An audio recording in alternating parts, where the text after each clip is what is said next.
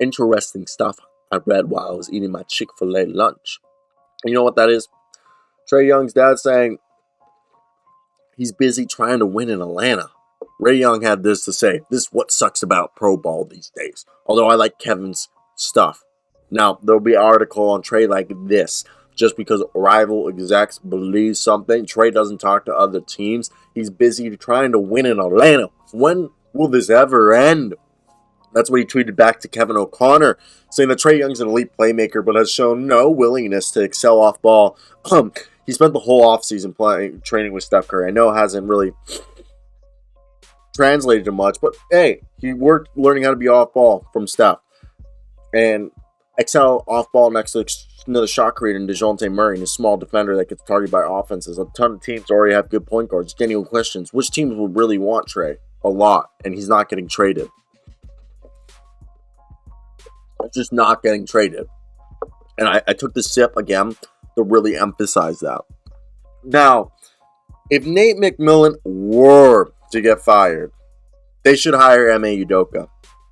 Now, you're thinking, I don't fully know what happened in Boston, besides the fact that obviously Atlanta executives hide your wives if you were to hire Ime Udoka. But what I do know is he turned them into one of the best three-point shooting teams, one of the best defenses, and just absolutely cussed the shit out of them and held people accountable. Sounds like the kind of guy that Atlanta needs to come in and bark at everyone. I don't think Dejounte needs to be barked at, but I think DeAndre Hunter needs to be barked at. I think Trae Young needs to be barked at.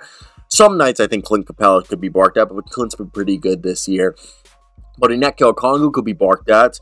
AJ Griffin, he's a rookie and he's been playing really well, but you got multiple guys here that I think just, if you just had them yelling at them, even John Collins, but John Collins seems to be on his way out, so I'm not going to really put him in there.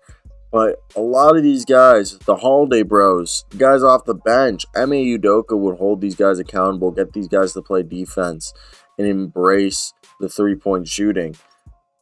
And you know what's the best part about all of this? Is that Boston was going to let him go for free to Brooklyn, and the only reason Brooklyn didn't hire him was because they were dealing with the Kyrie Irving shitstorm, and people were giving them shit for Ime Udoka, so they had to pivot. But they said they didn't hire him, but believe fully that he's going to be hired as an NBA coach in the future.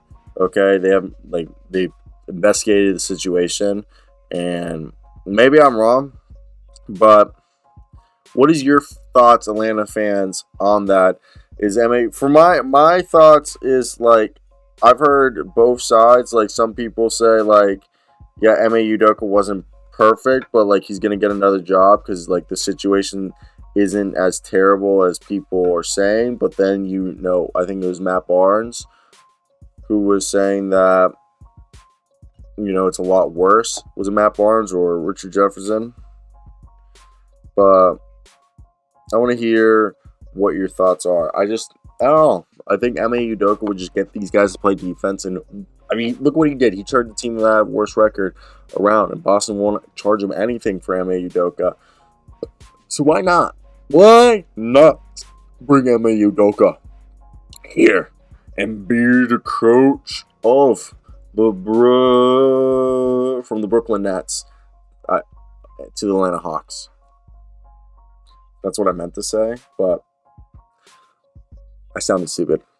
I almost said be the coach for the Brooklyn Nets. Go from being almost the coach of the Brooklyn Nets to being the coach of the Atlanta Hawks. Will that work out? I don't know. It's interesting to see and interesting to think about it all because you don't even know if it's like worth it or not. But I want to hear your thoughts down below in the comment section. What do you guys think of like the team if they got themselves Ime Udoka? But that's basically my thoughts right here, guys. I'm just at this point done.